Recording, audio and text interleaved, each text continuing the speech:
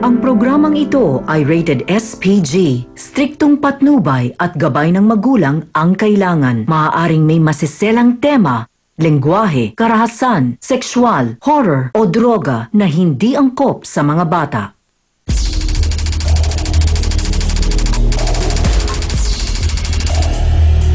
Ngayong umaga, Mister! Nahuhumaling at baliw na baliw sa isang lalaki? Ito po ako isang bakla. Binibigyan ko siya ng pera. Lahat ng po sweldo na asawa ko, binibigay ko po sa kanya. Mahal-mahal ko po si Carlo. Kayang-kaya po siyang buhayin at pinagpalit ko mga anak ko dahil sa kanya.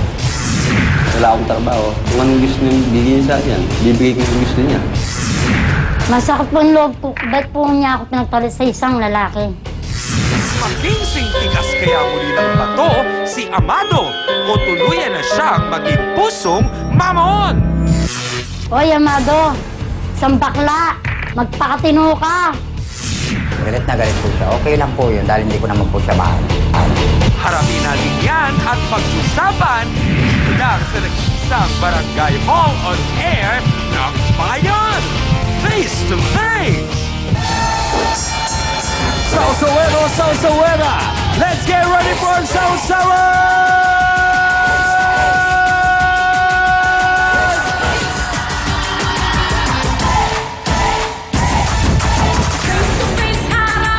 Harapan na naman tayo mga kapatid!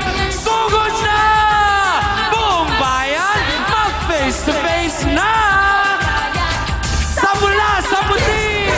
Hala! Sana sila ay magbati! Wala na sana ang labanan! Usapang maayos na lamang! Simulan na natin! Samahan niyo kami! Naku, sadyang makulay ang mukharang buhay. Tayo magharapan ang ating pag-usapan. Aminan, awayan at mabuklayan. Gusto mo bang makisawsaw-taran ng kaibigan mamaya? Mga kapatid! Ano ba ang nangunguna tuwing umaga? Sinong sisimango? Sinong ngingiti? Face to face!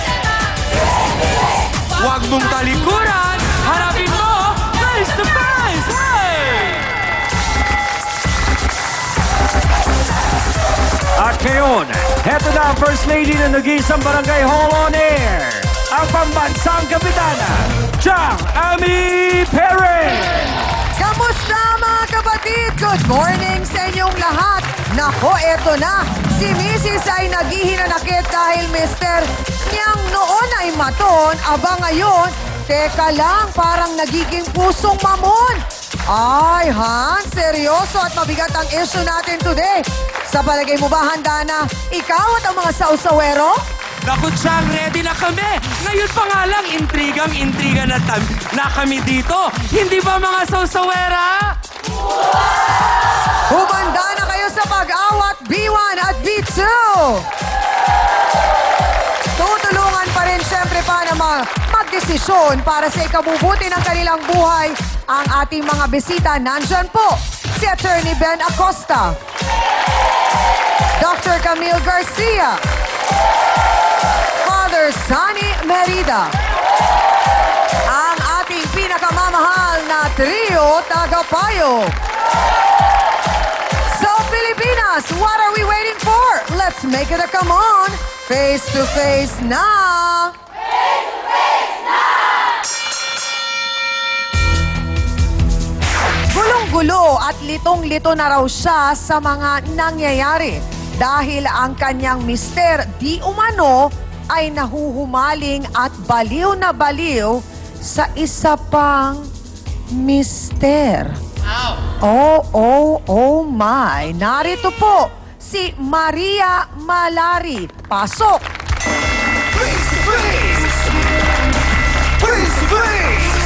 Ate Maria? Maria? Ano po ba? Maria. Oh, kamusta po kayo? Mabuti naman po. Sino po itong mister ninyo? Ano pong pangalan Si niya? Armando Malyari po. Armando. Opo. Kayo po ba kasal? Kasal po kami. Gano'n nakatagal kayo nagsasama? Bali 17 po. 17 years Opo. na po. Kayo po may anak? Dalawa po. Dalawa. Okay. Ano Ma'am. pong pinagmula ng problema ninyo? Yung pong nabalitaan ko po, ma'am, na yung asawa ko, pinadadalan ko ng pera. Mhm. Bakit po? Kayo ay Tatrabaho nagtatrabaho po ako, ma'am, po? sa Maynila. Tatlong libo po yung isang buwan ko. Mhm. Pinadadala ko po sa kanya yung 2,000. Oho, para po sa mga Para anak po ninyo. sa mga anak ko. Oho. Ngayon po nabalitaan ko po, ma'am, mga anak ko, napapabayaan niya, lumalayas. Ilang taon po ang mga anak ninyo? 17 po. Yung panganay po ay Opo. 17. Lalaki po, babae? Lalaki po. Okay, yung sumunod? 15 po. 15. Lalaki rin po. Lalaki rin. Opo. Oo. So, dalawa lang po ang anak Opo, ninyo. opo. Okay, parehong lalaki. Opo. So, paano po ninyo nasabing napapabayaan? Kasi po yung pag-uwi ko rito nung last week na namasala ako sa mga anak ko, nagsumbong po yung mga anak ko. Nay, si tatay po laging wala rito sa bahay. Nasaan daw si tatay? Lagi Baka daw nagtatrabaho naman po. Lagi daw po sa barkada niya. Minsan po may kasama po siyang lalaki pumupunta rito. Sino po itong lalaking ito? Si Carlo po. Carlo, ang pangalan. Kaibigan po ito ni Mang Amado, matagal na? Hindi ko po alam, ma'am, kasi ngayon ko lang po nalaman. Hindi pa ho ninyo ito nakita Hindi pa sa po. loob ng 17 taon na pagsasama po ninyo? Opo. Noon po bang nagsasama kayo noon? May nakikita naman kayo ibang kabarkada niya? Wala naman po, ma'am. So itong Carlo na to, ang siyang nakita ng mga anak po ninyo na nandun sa bahay. Ano pong Opo, ma'am. ginagawa nila doon? Nagsumbong po sa akin mga bata, nakikita po yung lalaki po at saka yung si tatay niya. Oho. Nagyayakapan po sila, ma'am, nag-aalikan. At ang nagsabi pa ho Mga nito anak sa po, inyo, ma'am, mga mga anak anak po pa. ninyo. Okay. Kinumpronta po ba ninyo si Mang Amado tungkol Kinausap dito? ko po siya, ma'am. Wala po silang nagawa. Nilayasan po ako, ma'am. Lumayas po, lumabas. Hindi po kayo sinagot? Hindi po, ma'am. Alam na alam mo may ginagawang Oho. Ngunit isa pa, ma'am, yung kapitbahay po namin, kaibigan ko, yung pati nagsabi sa akin. Ano po ang sinabi sa inyo? Ng asawa ko raw na may kasamang lalaki. Kasi, mga anak ko po, ma'am, pinapakain niya kasi napapabayaan niya.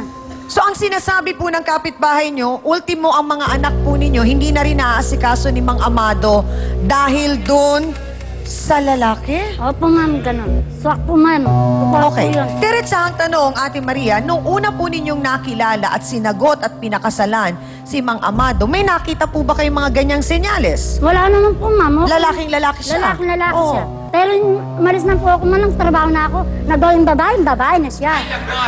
Ano ba yan? Nakumpirma po ba ninyong babaeng-babae na? Babae na po siya, ma'am. Tignan mo, may ikaw na siya. O marami naman pong lalaking may hikaw? Oh, ma'am, forma na sa akin. Tignan mo yung mga suot niya. Kaninang nagsalubong kami, ang ganda-ganda niya. Ah? Para siyang kabayong walang paa. Paano nangyaring ganon? Hindi, nung magsasama nyo noon, wala po kayong nahalata? Wala naman po, ma'am. Oh, tinanong po ba ninyo, kinlaro nyo, sino itong Carlo? Hindi ko po siya kalala, ma'am, kasi... Hindi, tinanong nyo Naku po po. ba kay Amado, karelasyon mo ba, boyfriend mo, kaibigan mo, textmate mo, ano? Sabi niya sa akin, ma'am, kaibigan ko lang yun. Huwag ka nag-iisip ng masama. Oho. Yun, ma'am, nag-away-away na kami. Oo. Nalayasan niya na ako. Bago nangyari ito, diretsahang tanong, Ate Maria, ang something-something nyo, okay naman? Okay naman pong, yung pagkalas na lang pong sabi ko, mag-uusap tayo, madeng, sabi ko sa kanya. Ano mo tawag nyo sa kanya? Madeng. Mading. Opo, Armando po siya. Mading. Si Mading. Madeng. Kasi ba't Mading? Si Mading naging bading. So talagang parang sinasabi nyo na, nakumpirmado nyo na talagang Badeng siya, ma'am. si Mading ay bading? Kasi mga anak po niya lang sasabi. Oh. Pag daw po pumupunta ro si Madeng at saka yung lalaki niya. Oh. Pinaalis Pero kayo po, yung paglalambingan nyo, okay naman, bago nyo nahuli ito. Wala na po yun, ma'am. Wala po. na? Wala na. Kasi yun na lang pong last Mga kailan po pag- nawala ito? Yun na lang pong pag-last na alis ko, dire-diretso na po akong sa Manila. Oho. Patuloy-tuloy pa rin trabaho ko, patuloy-tuloy pa rin sweldo niya. 2,000 binibigay So saan sa daw po niya dinadala yung 2,000 na Doon po pinapadala sa nyo? lalaki niya, nagsusugal pa siya. Oh! Binibigyan niya pa ng pera. Mga kasawsawan, narito po ang taong pinakasalan at nagkaroon nga sila ng 2 anak ni Ate Maria. Ano kaya ang nangyari kung bakit ngayon ay tinatalikuran na niya ang pagiging lalaki at pagiging ama? Narito po si Amado Malyari. Pasok!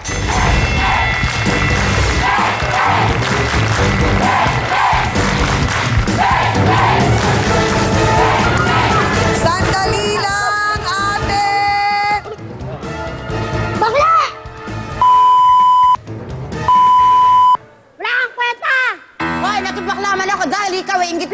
akin. Bala ka na! Bakit mas maganda ako sa'yo? Wala kang tropa, boss! Sandali lang, Kuya Amat! Diretsahang tanong, so talagang inaamin po ba ninyo? Hindi kita bilali ko, wala maganda. Sandali lang po, asawa po ninyo yan! Diretsahang tanong, inaamin niyo po ba na kayo talaga ay Becky na ngayon? Amin ko po, ma'am. Oy, inamin na po ni Mado na yun nga daw po, mukhang talagang Becky na siya. Alamin natin, bakit nagkaganon? At ano ang nangyari? Bakit pinakasalan niya at nagkaanak sila ni Ate Maria? Pakatutukan niyo, magbabalik po ang Face to Face.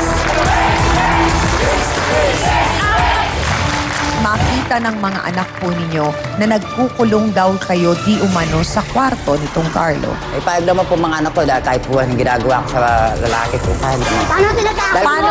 Hindi ko Hindi na po. po sila Ang tinatakot. tanong ko po, paano po ninyo nalaman na payag po sila? Kinausap niyo po ba ang mga bata? Nakusap po sila, humingi na naman po yung pera. Kahit tig-20 lang, basta badala mo dito yung lalaki. Okay lang tayo, sabi, basta may pera. Paano lumakas yung mga anak mo? Paano po ninyo pinaliwanag sa mga bata? Parang ang sinabi nyo lang sa mga bata, basta kahit may tig-20 sila, pwede kang mag-uwi ng lalaki? Pwede po sila.